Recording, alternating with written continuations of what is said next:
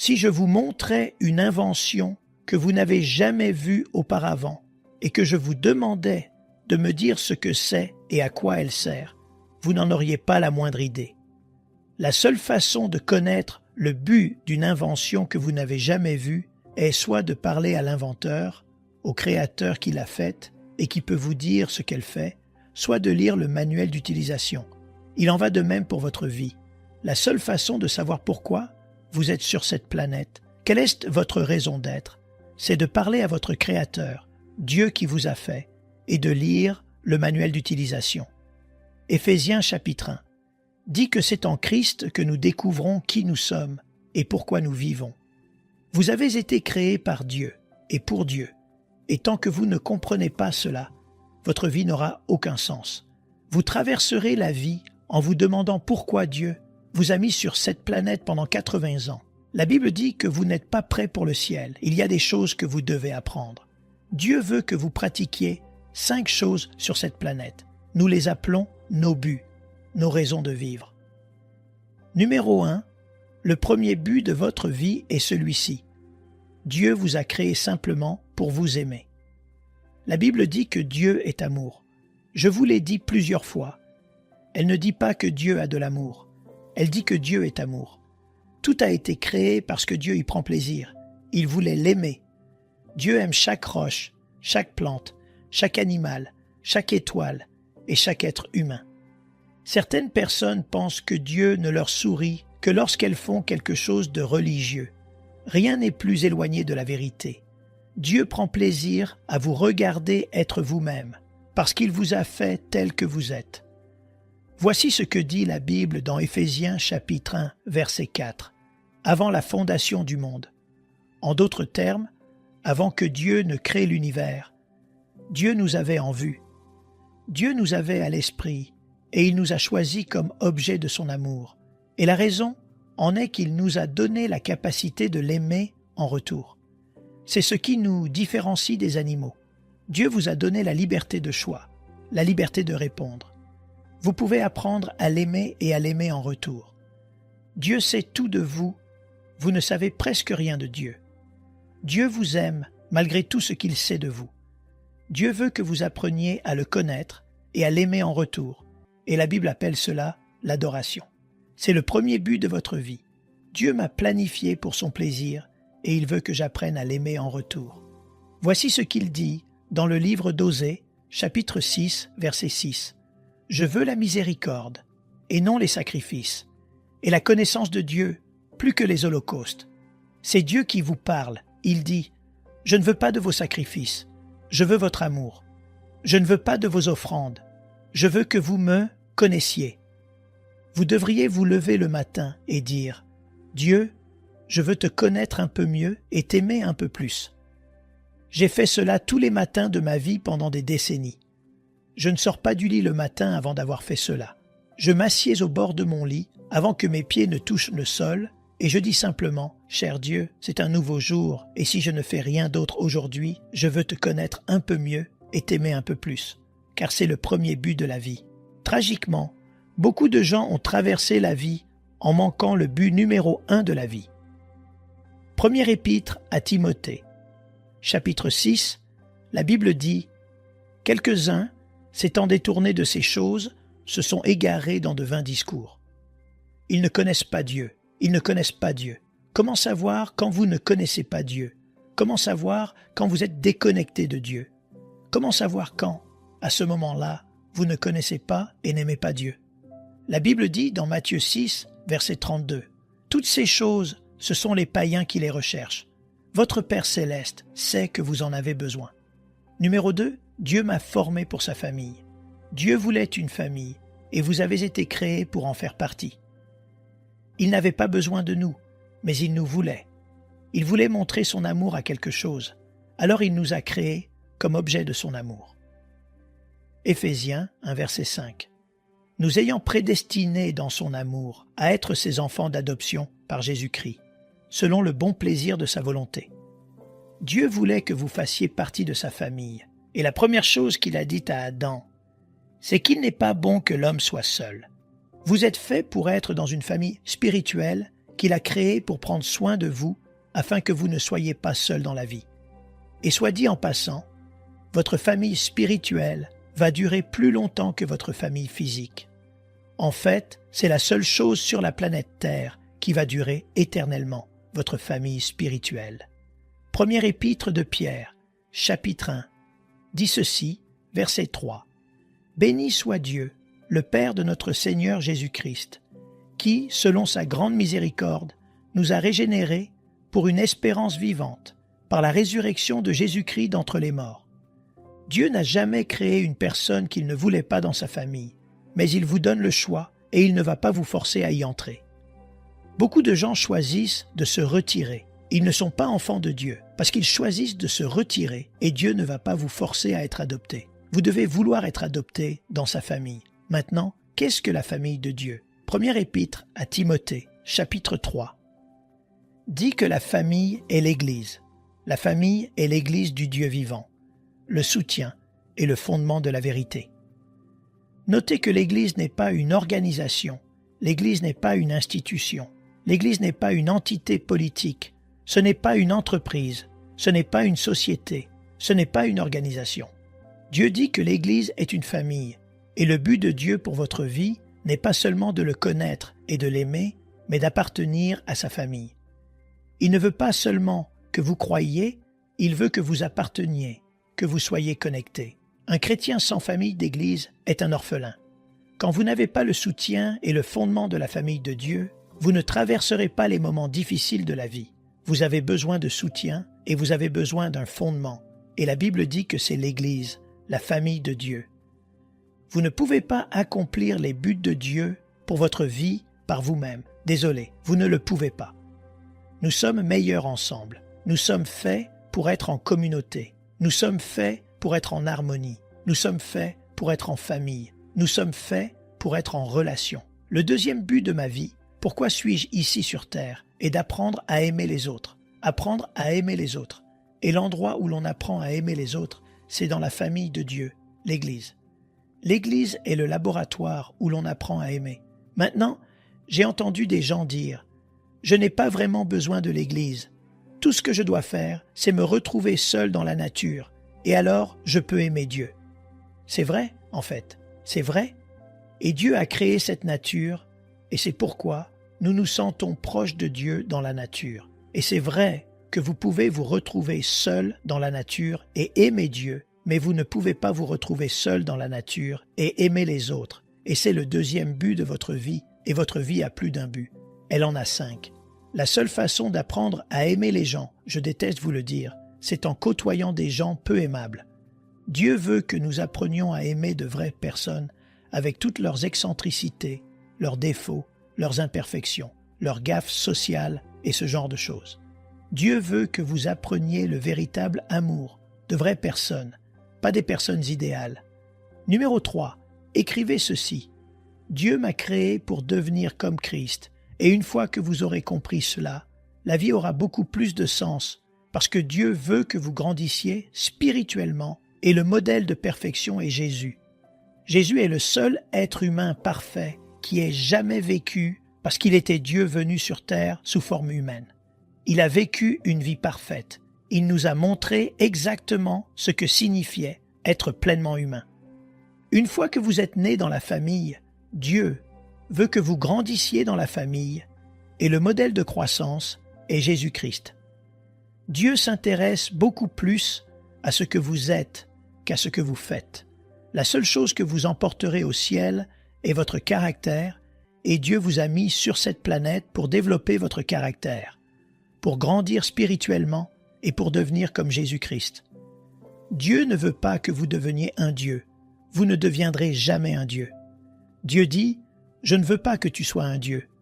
Je veux que tu deviennes divin. » Cela signifie dire la vérité, comme je dis la vérité. Être fidèle comme je suis fidèle, aimer comme j'aime. Être patient et pardonner, comme je suis patient et pardonne. Dieu dit « Je veux que tu sois divin. Je veux que tu deviennes comme moi dans ton caractère. » Quand des choses vous arrivent, la question normale que vous posez est le mot « pourquoi ». Pourquoi cela m'arrive-t-il ? Pourquoi cela m'arrive-t-il maintenant? Et la réponse à toutes les questions « pourquoi » de la vie est celle-ci. Pour vous rendre comme Jésus, pour vous rendre comme Jésus. Si Dieu va vous rendre comme Jésus, il va vous faire passer par tout ce que Jésus a traversé. Jésus n'a pas été épargné par les difficultés. Y a-t-il eu des moments où Jésus s'est senti seul? Oui. Des moments où il a été mal compris? Oui. Y a-t-il eu des moments où Jésus a été déçu par les gens? Oui. Y a-t-il eu des moments où il a été tenté d'être découragé et d'abandonner? Oui. Y a-t-il eu des moments où il a été simplement tenté? Oui. Et si Dieu a laissé son propre Fils passer par tout cela, ne pensez-vous pas qu'il vous laissera aussi passer par là? Oui. Pourquoi? Parce qu'il s'intéresse plus à votre caractère qu'à votre confort. Ce n'est pas le côté confort de la vie. Le confort viendra dans l'éternité. Le confort viendra au ciel. Donc, si je suis censé penser et agir comme Christ Jésus, à quoi ressemble Jésus? Eh bien, je vous l'ai déjà dit, l'image parfaite de Jésus dans la Bible est de Galates 5 versets 22 et 23. On l'appelle souvent le fruit de l'esprit, et il énumère 9 qualités. Il dit dans Galates, mais le fruit de l'esprit, c'est l'amour, la joie, la paix, la patience, la bonté, la bénignité, la fidélité, la douceur, la tempérance. 9 qualités. Qu'est-ce que c'est? C'est une image parfaite de Jésus. Dieu veut que vous aimiez comme Jésus, que vous soyez en paix comme Jésus, que vous soyez patient comme Jésus. Dieu veut que vous soyez fidèle comme Jésus. Dieu veut que vous ayez la maîtrise de vous-même, comme Jésus avait la maîtrise de lui-même. Maintenant, voici la question. Comment Dieu nous enseigne-t-il le fruit de l'esprit? Comment Dieu nous rend-il comme Jésus? Il n'y a pas de pilule que vous pouvez prendre qui vous rendra patient pour le reste de votre vie, ou aimant pour le reste de votre vie, ou fidèle pour le reste de votre vie. Il n'y a pas de séminaire, il n'y a pas de livre, il n'y a pas d'expérience qui va vous zapper. Et tout d'un coup, vous êtes comme Jésus, et vous n'avez plus jamais de problème, et vous n'êtes plus jamais tenté. Si Dieu va vous enseigner le véritable amour, il va vous mettre en contact avec des gens peu aimables afin que vous appreniez à aimer. L'amour est un choix. Il est facile d'aimer les gens qui sont cool comme vous. Et la joie. Comment Dieu vous enseigne-t-il la joie? La joie est différente du bonheur. Le bonheur dépend de ce qui se passe. Si les choses vont bien dans votre vie, vous êtes heureux. Si les choses vont mal, vous êtes malheureux. Le bonheur dépend des circonstances. La joie est différente du bonheur. La joie est intérieure et la joie est éternelle. Vous apprenez la joie au milieu du chagrin. Je pourrais vous en parler longuement. Comment apprendre la joie au milieu du chagrin? La patience, comment Dieu vous enseigne-t-il la patience? En la mettant à l'épreuve par des irritations, par le chaos. N'importe qui peut être paisible et patient quand les choses vont dans son sens. Mais la vraie paix et la vraie patience s'apprennent au milieu du chaos. La paix s'apprend au milieu des difficultés. Comment Dieu vous enseigne-t-il la patience? Au service des immatriculations, dans les embouteillages, dans les salles d'attente des médecins. Avez-vous déjà été pressé alors que Dieu ne l'était pas? Quand vous êtes assis dans la salle d'attente de Dieu et que vous avez demandé à Dieu de répondre à une prière et que Dieu ne semble pas pressé de répondre, vous dites « Dieu, j'ai besoin de ça tout de suite ». Et Dieu ne semble pas du tout pressé. Vous êtes dans la salle d'attente de Dieu. Que fait-il? Il essaie de vous apprendre la patience. Une fois, je traversais de très mauvaises épreuves, de grandes difficultés, et j'ai prié « Dieu, j'ai besoin de patience ». Au lieu de s'améliorer, les problèmes ont empiré. Puis j'ai prié « Dieu, j'ai besoin de patience ». Et ils ont encore empiré. « Dieu, j'ai vraiment besoin de patience ». Et ils sont devenus vraiment mauvais. Et au bout de 6 mois, je me suis rendu compte que j'étais beaucoup plus patient qu'au début de ces 6 mois. Dieu veut donc façonner le caractère dans votre vie. C'est pourquoi vous avez des problèmes. Si vous n'aviez pas de problème, si chaque prière recevait une réponse instantanée, comme un distributeur automatique, où vous mettez la prière et sortez les cigarettes ou ce que vous voulez, un distributeur automatique vous donnera de mauvaises choses. Dieu ne le fera pas. Si vous obteniez tout ce que vous voulez, si tout allait dans votre sens, si vous n'aviez pas de problème, vous seriez un sale gosse égocentrique. Et le but de la vie, et d'apprendre le désintéressement. D'apprendre qu'il ne s'agit pas de vous, il s'agit d'apprendre à aimer Dieu et à aimer les autres. Et c'est de là que viennent l'accomplissement, la joie et le but. Alors, que fait Dieu pour vous rendre comme Jésus? Il utilise la vérité. Vous l'écoutez en ce moment. Il utilise les ennuis. Il utilise les épreuves. Dieu utilise les tentations pour vous rendre comme Jésus. Pourquoi? Jésus a été tenté. La tentation n'est qu'un choix. Chaque fois que vous avez une tentation et que vous y répondez correctement, vous grandissez en fait. Vous devenez plus semblable à Jésus. Il n'y a pas de situation dans votre vie dont vous ne puissiez tirer une leçon si vous faites confiance à Jésus et si vous apprenez à réagir de la bonne manière. Je veux donc que vous écriviez ceci. Le troisième but de ma vie est de grandir spirituellement. D'abord, je suis né de nouveau. Puis je grandis. Et Dieu veut que vous grandissiez et il veut que vous développiez une profondeur spirituelle. L'un des plus gros problèmes de l'Amérique aujourd'hui est la superficialité. L'un des plus gros problèmes de l'Amérique aujourd'hui est que les gens immatures refusent de grandir. Nous sommes une nation de bébés spirituels. Quelle est la caractéristique d'un bébé spirituel? Les bébés sont égocentrés à 100%. Un bébé ne peut penser à personne d'autre. Tout ce à quoi il peut penser, c'est moi, moi, moi, moi, moi, moi, je, mon, mes besoins. Je le veux maintenant. Les bébés ne connaissent pas la différence entre non et pas encore. Les bébés ne savent pas retarder la gratification. Les bébés doivent avoir une satisfaction instantanée. Les bébés doivent se concentrer sur leurs sentiments, sur la pensée à court terme, être manipulés par leur humeur. Je dois l'avoir maintenant. Cela ressemble à la culture américaine. Nous avons une culture de bébés spirituels, très immature, où tout le monde veut parler de ses droits. Je dois faire ce qui est le mieux pour moi, et non de leur responsabilité. Et voici la quatrième chose. Dieu m'a façonné pour le servir. Dieu m'a façonné pour le servir, et il vous a façonné de manière unique, comme personne d'autre. Et c'est la contribution qu'il veut que vous apportiez. Rappelez-vous qu'au ciel, l'une des choses que vous allez faire, c'est servir Dieu. Dieu veut donc que vous appreniez à vous entraîner ici et maintenant. Voici ce que dit la Bible dans le psaume 139, verset 13. « C'est toi qui as formé mes reins, qui m'as tissé dans le sein de ma mère. » Ici, à Saddleback, nous utilisons un petit acronyme, SHAPE, pour dire la forme unique que Dieu vous a donnée. S pour don spirituel, H pour cœur, A pour aptitude, P pour personnalité et E pour expérience. Ce sont 5 catégories où vous êtes différent de tous les autres. Par exemple, Dieu vous a donné des dons spirituels uniques. Vous êtes doué dans certains domaines et vous ne vous en rendez même pas compte. L'une des choses à propos des dons, c'est que vous êtes doué pour certaines choses et vous pensez que tout le monde est doué pour ça, mais ce n'est pas le cas. Vous êtes doué pour ça. Ensuite, Dieu vous donne un cœur unique. Qu'est-ce que votre cœur? C'est votre passion. Votre passion est ce que vous aimez faire. Les dons, c'est ce pourquoi vous êtes doué. La passion, c'est ce que vous aimez faire. Dieu nous a tous faits avec des cœurs différents, des cœurs émotionnels.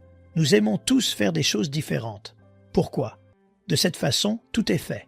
Si tout le monde aimait faire la même chose dans la vie, il y aurait beaucoup de choses qui ne seraient pas faites. Dieu nous donne donc à tous des intérêts différents et des cœurs différents. Cela vient de Dieu. Nous avons des aptitudes différentes. Il existe littéralement des milliers de types d'aptitudes différentes, et c'est ce qui vous façonne. Et puis, il y a votre personnalité. Nous avons tous des personnalités différentes. Certaines personnes aiment la routine, elles veulent faire la même chose tous les jours. D'autres aiment la variété, elles veulent faire quelque chose de différent chaque jour. Certaines personnes aiment travailler en groupe et d'autres aiment travailler seules. C'est la personnalité. La raison en est que nous avons besoin des différences des uns et des autres. Si vous épousez quelqu'un qui vous ressemble à l'identique, vous allez vous ennuyer avec lui et vous ne pourrez pas grandir. Plus vos différences sont grandes, plus votre potentiel de croissance est grand, plus vous pouvez devenir comme Jésus-Christ. Chaque expérience de votre vie vous façonne, les bonnes et les mauvaises. Mais la chose numéro 1 que Dieu utilise dans votre vie pour vous façonner afin de le servir, ce sont les expériences douloureuses. Mais Dieu dit que je peux même utiliser cela pour vous façonner afin de me servir. C'est le 4e but de votre vie. Dieu vous a fait pour faire de bonnes œuvres. Le mot pour faire de bonnes œuvres dans la Bible s'appelle le ministère. Vous avez un ministère sur terre. Tout le monde n'est pas pasteur, mais tout le monde a un ministère. Votre ministère, c'est chaque fois que vous utilisez votre forme, c'est-à-dire vos talents, vos aptitudes, toute votre personnalité, pour aider d'autres personnes au nom de Dieu. C'est ce qu'on appelle un ministère. Dieu veut que vous vous entraîniez sur terre à ce que vous allez faire au ciel. Beaucoup de gens ont cette fausse idée du ciel. Ils pensent qu'au ciel, vous allez vous asseoir et ne rien faire. Vous allez juste vous asseoir et ne rien faire. Ennuyeux. Non, vous allez faire des choses au ciel. Vous allez servir Dieu au ciel, mais vous aimerez le faire. En fait, laissez-moi juste dire ceci. Tout ce que vous avez appris sur le ciel dans les films est faux à 100%. Il n'y a jamais eu de film qui ait bien compris le ciel. Vous ne pouvez même pas imaginer à quel point le ciel va être cool. C'est comme une fourmi qui essaie de comprendre Internet. Vous n'avez pas la capacité cérébrale. C'est pourquoi dans la Bible, quand ils essaient d'expliquer le ciel, ils utilisent cette métaphore des rues pavées d'or. Elles ne seront pas pavées d'or. Ils pensaient simplement à la plus grande, la plus chère, la plus cool des choses auxquelles ils pouvaient penser. Ce monde est brisé, il est plein de péchés et il est encore cool. Il y a des cascades et des sites incroyables. J'en ai vu dans le monde entier. Et le Dieu qui a fait ça et s'est brisé, imaginez la perfection. Nous ne pouvons pas imaginer à quoi ressemblera le ciel. Vous verrez Dieu au ciel, mais nous ne le voyons pas ici. Alors, comment diable puis-je servir un Dieu invisible? Comment puis-je faire ça? Eh bien, la Bible dit que nous servons Dieu en servant les autres ici, sur terre. La façon de vous entraîner à servir Dieu est de servir d'autres personnes. Et Jésus a dit, « Si vous l'avez fait au plus petit d'entre eux, c'est à moi que vous l'avez fait. » Et la Bible dit que même si vous donnez un verre d'eau froide à quelqu'un au nom de Jésus, il dit que c'est comme si vous veniez de le faire pour moi. Nous servons Dieu en servant les autres. Jésus a dit, « Vous ne pouvez pas dire que vous aimez Dieu et que vous haïssez votre frère. » La Bible dit que si vous dites, « Eh bien, je ne veux pas servir les autres, je ne vais pas aider ces gens », vous ne servez pas vraiment Dieu. Vous ne pouvez pas dire, « Je n'ai pas besoin de ces gens, je ne vais pas aider ces gens », et ensuite dire « J'aime Dieu » en même temps. Ce n'est tout simplement pas vrai, c'est un mensonge. Il dit donc que Dieu nous a fait pour servir Dieu en servant les autres. Notez ce verset suivant, première épître de Pierre, chapitre 4, verset 10. Il parle d'utiliser vos talents pour faire une différence dans le monde, pour apporter une contribution, pour avoir un impact. C'est votre ministère ou votre service dans la vie. Comme de bons dispensateurs des diverses grâces de Dieu, que chacun de vous mette au service des autres le don qu'il a reçu. Le 4e but de ma vie est de servir Dieu en servant les autres. Il y a une autre chose que Dieu veut que vous fassiez sur terre. Dieu m'a fait pour une mission. Dieu vous a mis sur terre, d'abord pour le connaître, puis pour apprendre certaines choses, puis pour devenir certaines choses, puis pour faire certaines choses. Et la partie « faire » s'appelle votre mission. Jésus dit dans Jean 17, verset 18, « Comme tu m'as envoyé dans le monde, je les ai aussi envoyés dans le monde. » Dieu vous a mis sur cette planète pour apporter une contribution unique. C'est mon travail en tant que pasteur de vous aider à vous préparer pour votre ministère et votre mission dans le monde. Parce qu'un jour, vous vous tiendrez devant Dieu et il dira « Qu'as-tu fait de ce que je t'ai donné ?» Vous devrez rendre des comptes à Dieu un jour de ce que vous avez fait de votre vie. Qu'as-tu fait de ton talent, de tes capacités? Eh bien, j'ai gagné beaucoup d'argent. J'ai pris ma retraite et je suis mort. Mauvaise réponse. Acte 20, verset 24, Paul dit ceci, « Mais je ne fais pour moi-même aucun cas de ma vie, comme si elle m'était précieuse, pourvu que j'accomplisse ma course avec joie, et le ministère que j'ai reçu du Seigneur Jésus, d'annoncer la bonne nouvelle de la grâce de Dieu. » Que suivez-vous en ce moment? Votre plan pour votre vie ou le plan de Dieu pour votre vie? Vous suivez le plan de Dieu ou vous suivez votre plan? Vous suivez votre plan. Comment ça se passe pour vous? Vous vous sentez accompli, satisfait? Vous avez l'impression que votre vie est exactement comme elle était censée être. La Bible dit que seuls les desseins de Dieu dureront éternellement. Vous savez, le problème de la plupart des gens aujourd'hui, c'est que leurs rêves sont trop petits. Les plus grands rêves que la plupart des gens ont, c'est « je veux juste être heureux, je veux juste vivre une belle vie ». Vraiment? Et nous définissons la belle vie en Californie du Sud comme avoir l'air bien, se sentir bien et avoir des biens. Il n'y a qu'un seul problème avec la belle vie, elle n'est pas assez bonne. Elle ne satisfait pas. Il y a des milliers de personnes dans le sud de la Californie qui ont l'air bien, se sentent bien et ont des biens et sont misérables. Vous avez été faits pour une vie meilleure. La Bible le dit dans 2e épître aux Corinthiens, chapitre 5. « Et il est mort pour tous, afin que ceux qui vivent ne vivent plus pour eux-mêmes, mais pour celui qui est mort et ressuscité pour eux. » Jésus a inclus tout le monde dans sa mort, afin que tout le monde puisse être inclus dans sa vie, une vie bien meilleure. Il y a ce mot « vie meilleure ». Pas la belle vie, la vie meilleure, une vie bien meilleure que celle que les gens ont jamais vécue par eux-mêmes. Dites, comment puis-je obtenir cela? Comment puis-je accéder à cette vie meilleure? La Bible le dit dans le psaume 34, verset 8. « Sentez et voyez combien l'Éternel est bon. Heureux l'homme qui cherche en lui son refuge. » J'aime ce mot « courir » parce que voici l'idée. Si tout à coup quelqu'un me disait qu'il y a une vie meilleure que celle que je vis en ce moment, je suis partant. Je suis partant. Je n'y réfléchis pas. Je ne remets pas à plus tard. Je ne tergiverse pas. Je ne dis pas qu'un jour je vérifierai s'il y a peut-être une vie meilleure que celle que je vis en ce moment. Non, je vais courir vers elle. Si quelqu'un me dit qu'il y a une meilleure façon de vivre que celle que je vis en ce moment, je vais courir vers elle. Parce que j'ai décidé il y a longtemps que je n'allais pas gaspiller ma vie. Vous pouvez gaspiller votre vie, mais je ne vais pas gaspiller la mienne. Et s'il y a une meilleure façon de vivre, alors je vais courir vers elle. Et comment courir vers elle? Ouvrez les yeux et voyez combien Dieu est bon. Maintenant, si je ne pouvais vous enseigner qu'une seule chose, si je n'avais qu'un seul message à prêcher de toute ma vie, ce serait ceci. Ouvrez les yeux, ouvrez les yeux, ouvrez les yeux à la bonté de Dieu, recevez l'amour de Dieu. Aucun homme ne vous aimera jamais, aucune femme ne vous aimera jamais, comme votre Créateur, comme Jésus-Christ vous aime. Et passer toute votre vie déconnecté de votre Créateur qui vous aime autant n'a aucun sens. Si quelqu'un était prêt à mourir pour vous, ne voudriez-vous pas le savoir?